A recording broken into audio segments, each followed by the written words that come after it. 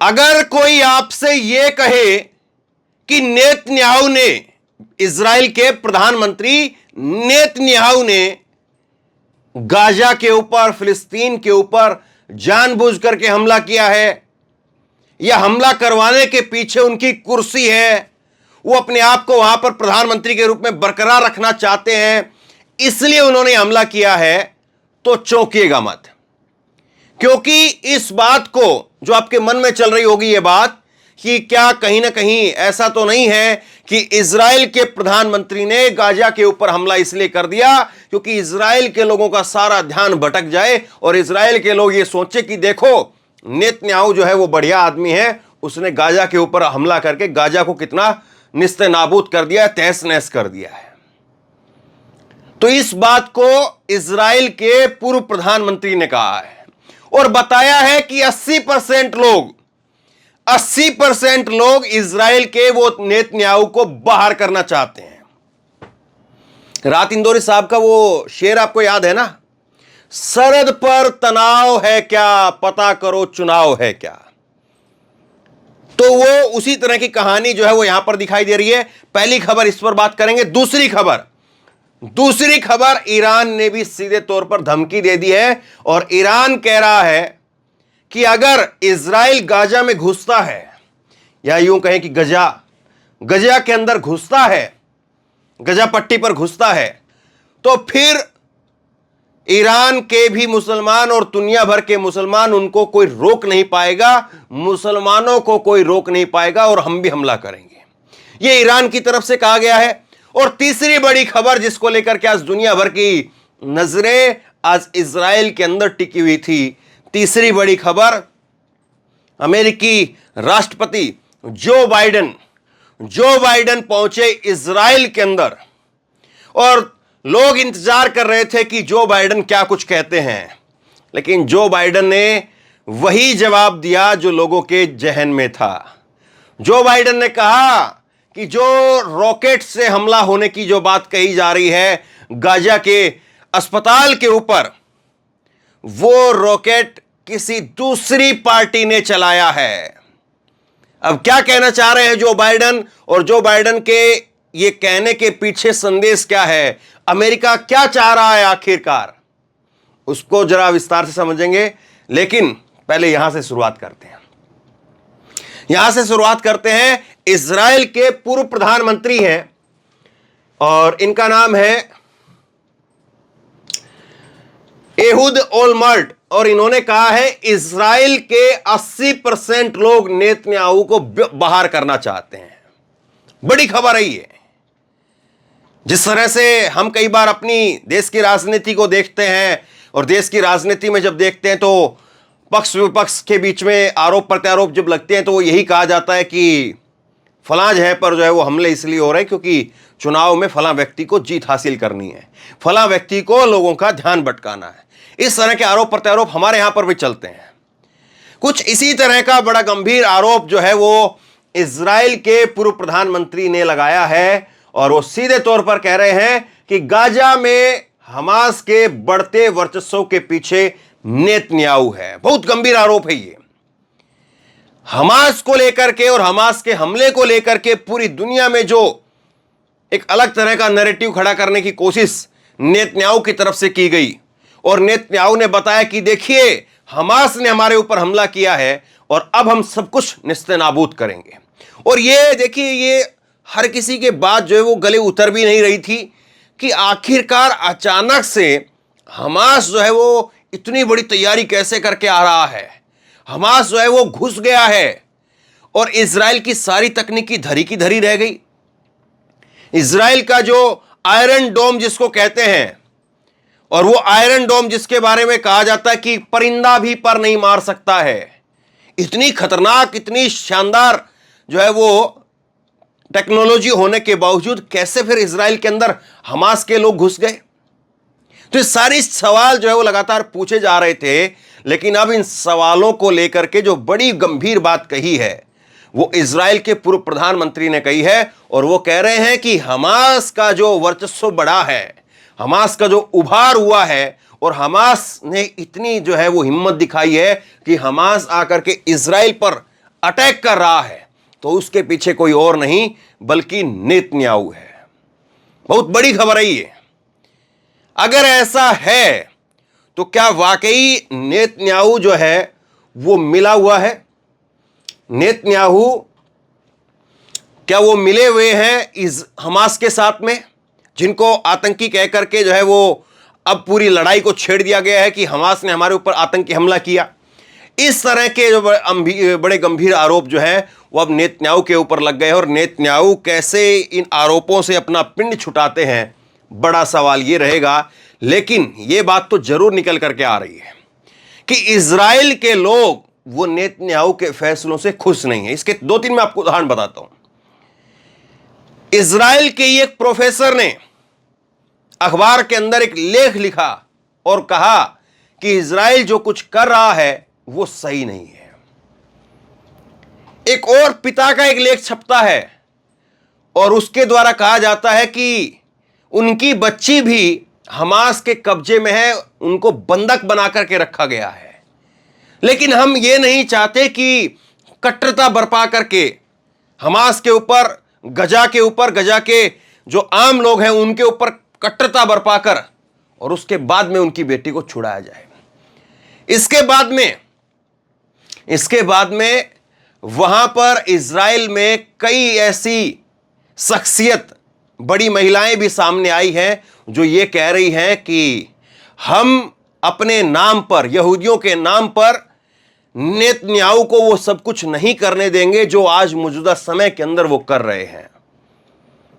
और यहूदियों के नाम पर जो बातें कह रहे हैं उसके साथ में हम लोग नहीं खड़े हुए हैं। और इसको लेकर के ना केवल इजराइल के अंदर बल्कि यहूदी लोग वो अमेरिका तक में भी वो सड़कों पर निकल करके आए और उन्होंने कहा कि नेतन्याहू जो कर रहा है, यहूदियों के नाम पर नेतन्याहू जो कुछ कर रहा है उससे हम समर्थन नहीं कर सकते हैं, उसको हम सपोर्ट नहीं कर सकते हैं। यह बात किसने कही है? यह बात इजराइल के ही लोगों ने कही है, जो इजराइल में है उन्होंने कही है, जो इजराइल से बाहर दूसरे मुल्कों में है उन्होंने इस बात को कहा है। और जरा सोचिए इस बात को, एक देश जो कि युद्ध में है, एक देश जिसके ऊपर अटैक हुआ है, किसके द्वारा? दूसरे देश की एक संगठन जिसको लेकर के हमास कहा जा रहा है, उसके द्वारा हमला हुआ है। लेकिन उसी देश के लोग ये कह रहे हैं कि हमारे देश के नेता की तरफ से जो कुछ जवाबी कार्रवाई वहां पर की जा रही है और उस जवाबी कार्रवाई के अंदर जो आम लोगों को निशाना बनाया जा रहा है उसका साथ, उसका समर्थन हम नहीं कर सकते हैं। सोचिए अगर अपने देश के अंदर अगर कोई व्यक्ति इस प्रकार का वक्तव्य अपना सामने रख दे, अगर अपनी इस प्रकार की कोई बातें अगर सामने रख दे, क्या हाल करेगी उसका गोदी मीडिया? जरा सोचिए। हमारे यहां पर सुप्रीम लीडर के खिलाफ, सुप्रीम लीडर कौन आप जानते होंगे? सुप्रीम लीडर की लाइन में लाइन जो है लगा करके चले तो ठीक है, और लाइन से बाहर अगर कोई चला जाए तो गोदी मीडिया फिर उसको क्या कुछ गैंग का हिस्सा, क्या कहां से क्या क्या नाम जो है उसको दे देती है। अगर यहां पर जेएनयू के अंदर कुछ छात्र जो है सुप्रीम लीडर की बात से इत्तेफाक नहीं रखते हैं तो जेएनयू के छात्रों को क्या कहा जाता है? विपक्षी पार्टी के नेता अगर साथ नहीं, वो इत्तेफाक नहीं रखते हैं तो उनको क्या कहा जाता है? तो ये खैर लंबी बात हो जाएगी। तो ये पहली खबर, और ये पहली खबर नेतन्याहू के जो कार्रवाई है उसके परखच्चे उड़ा देती है, पहली खबर। अब आइए दूसरी खबर को लेकर के। दूसरी खबर, और ईरान के सुप्रीम लीडर हैं ईरान के अयातुल्ला अली, और उन्होंने कहा है कि मुसलमानों को कोई नहीं रोक पाएगा, इजराइल के गाजा में घुसने से पहले हमला करने जा रहा है ईरान। अब सवाल यह हो गया है कि जिस तरह से ईरान के जो शीर्ष नेतृत्व है उसने जिस तरह की शब्दावली का प्रयोग किया है, ईरान के शीर्ष लीडर अयातुल्ला अली के द्वारा कहा गया है कि मुसलमानों को कोई रोक नहीं पाएगा। इसका मतलब यह हुआ कि ईरान भी अब इजराइल के ऊपर धावा बोल सकता है, ईरान के लड़ाके भी अब इजराइल के ऊपर धावा बोल सकते हैं। इस खबर को जो है वो बड़ी गंभीरता से लेना चाहिए। और ये जो भीड़ आप देख रहे हैं, ये जो तस्वीर आप देख रहे हैं, ये वो तमाम लोग हैं जो व्हाइट हाउस के बाहर सड़कों पर उतराए हैं, जिस तरह से आधी रात को हमला हुआ है, उसके बाद सड़कों पर उतर आए हैं। क्या कुछ कह रहे हैं अपने जवाब में, सुनिए जरा।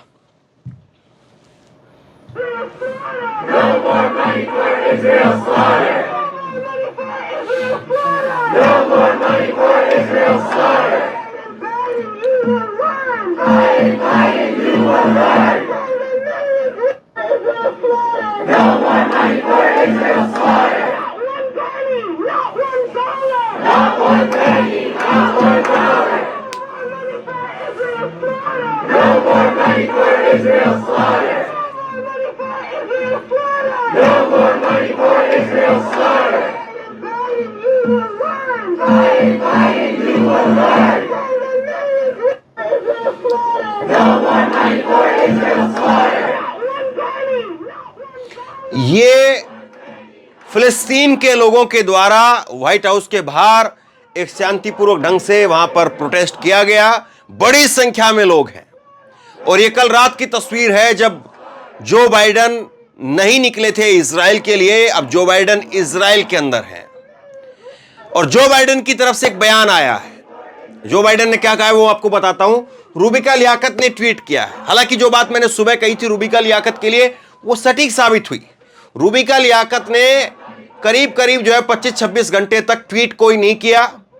रात को जो है वो गाजा के अस्पताल में अटैक की खबर सामने आई, लेकिन रूबिका ने कोई ट्वीट नहीं किया। रूबिका ने ट्वीट किया तब जब जो बाइडन अमेरिका से इजराइल में पहुंच गए।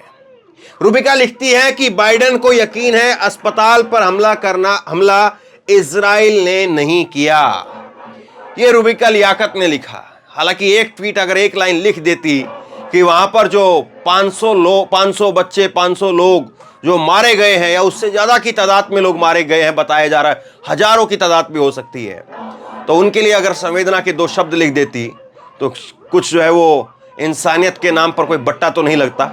लेकिन खैर अपनी अपनी सोच है। अब देखिए यहां पर जो है वो जो बाइडन पहुंचे और जो बाइडन ने वहां पर नेतन्याहू के साथ में प्रेस को संबोधित करते हुए कहा कि जो हमला किया गया है वो किसी दूसरी टीम ने किया है। इस बात का मुझे यकीन है। लेकिन नेतन्याहू से जब ये बात कह रहे थे जो बाइडन, तो आंखें जरा झुकी सी थी। क्या इसका मतलब यह है कि उस कॉन्फिडेंस के साथ में, और जो बाइडन को भी पता है कि अंदर क्या है, लेकिन साथ खड़े रहने की क्या मजबूरी है कोई? बहुत सारे ऐसे सवाल हैं। आप देखिए जरा खुद से, बॉडी लैंग्वेज को समझिए। कहा यही है कि गजा के अंदर जो हमला हुआ है उससे मैं दुखी हूं, व्यथित हूं, और वहां पर जो हमला हुआ है वो मुझे नहीं लगता है कि इजराइल ने करवाया है, उसमें किसी अन्य टीम का हाथ है। ये जो है वो बाइडन की तरफ से कहा गया। सुनिए जरा, बॉडी लैंग्वेज पर खास ख्याल रखिए। I was deeply saddened and outraged by the explosion at the hospital in Gaza yesterday. And based on what I've seen, it appears as though it was done by the other team, not you. But there's a lot of people out there not sure. So we've got to overcome a lot of things. तो यहां पर जो Biden जो बात कह रहे हैं, उन्होंने जो बात कही है और उसके बाद में उस पर हाँ में सिर हिला करके नेतन्याहू ने उसको जो स्वीकार किया है, वो बात कितने लोगों को गले उतरेगी, दुनिया में कितने लोग इस बात से इत्तेफाक रखेंगे, अपने आप में एक बहुत बड़ा सवाल है। और दूसरी बड़ी बात यह है कि यहीं पर इस बात को कहने के साथ साथ जो बाइडन ये आगे ये भी कहते हैं कि उनकी जो सिक्योरिटी, नेशनल सिक्योरिटी जो टीम है, वो जांच करेगी कि गाजा के ऊपर जो हमला हुआ है वो किसने किया है। अब बहुत सारे लोग एक नया नैरेटिव लेकर के आ गए हैं कि गाजा में जो हमला हुआ है, गाजा में जिस अस्पताल पर हमला हुआ है, वो उन्हीं के द्वारा एक उड़ाए जा रहे रॉकेट, उसका मिसफायर हो गया और वो मिसफायर होकर के उनके ही रॉकेट से उन्हीं के ऊपर जो है वो हमला हो गया। एक नया नैरेटिव खड़ा करने की कोशिश हो रही है।